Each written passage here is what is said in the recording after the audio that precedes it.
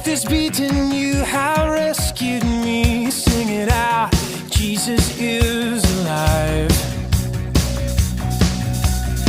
The empty cross, the empty grave, life eternal, you have won the day. Shout it out, Jesus is alive. He's alive.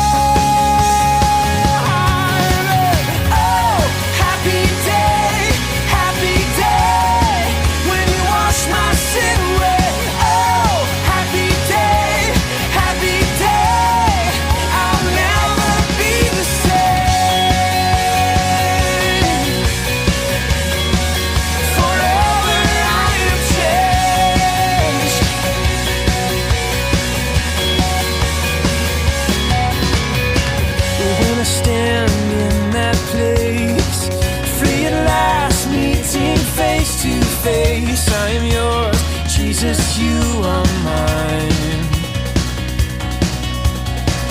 Endless joy and perfect peace, earthly pain finally will cease. Celebrate, Jesus is alive.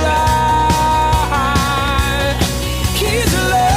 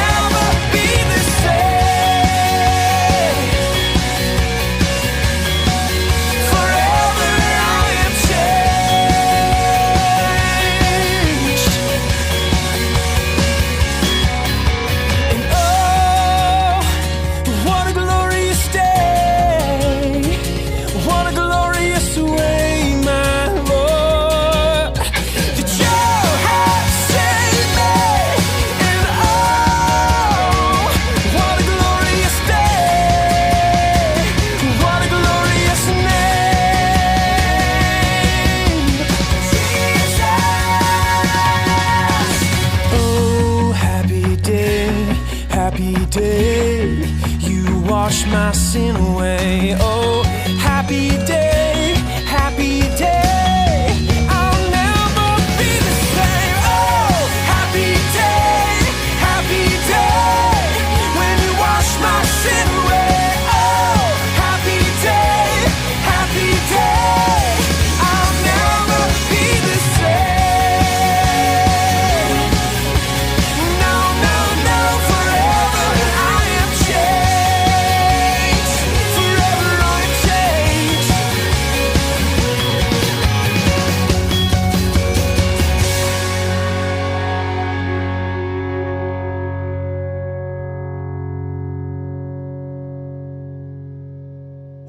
The story before the story. Today, we're in John, the fourth book of the New Testament. John recorded stories from the life of Jesus to show that Jesus is God's son. When Jesus lived on earth, he chose disciples to follow and learn from him. One of them was a fisherman named Simon Peter. Now, Peter was an all-in type of guy. He got some things really right and some things really wrong. Peter was the first person to declare that Jesus is God's son. Yet minutes later, he tried to stop Jesus from following God's plan. During the final Passover meal that Jesus ate with his friends, Peter promised to always stand up for his friend. But just hours later, after Jesus was arrested, Peter denied knowing Jesus 3 times. Soon after, Jesus gave up his life and was killed. But he returned to life on the 3rd day and appeared to his friends. Which is where our story starts. Take it away.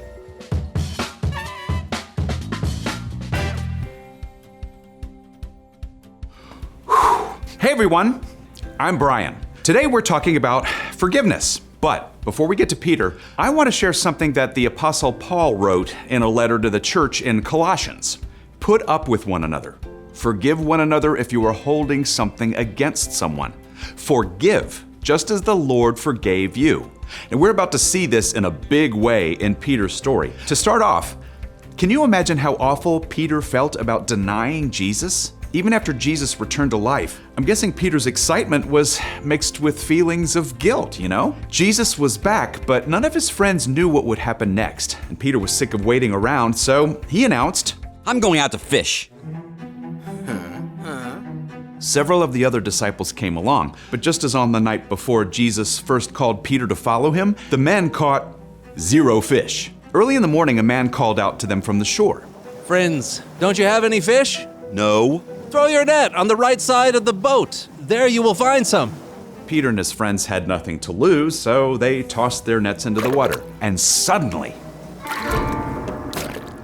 the net filled with so many fish, they couldn't drag it back in the boat. This was almost exactly what happened just before Jesus called Peter to follow him. It is the Lord!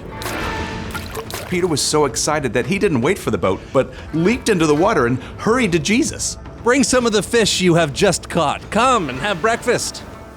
Jesus gave the men bread and fish, and they ate together. When they were finished, Jesus spoke to Simon Peter. Now, I'm sure Peter was wondering if Jesus was going to be angry with him, but Jesus simply said, Do you love me more than these others do? Yes, Lord.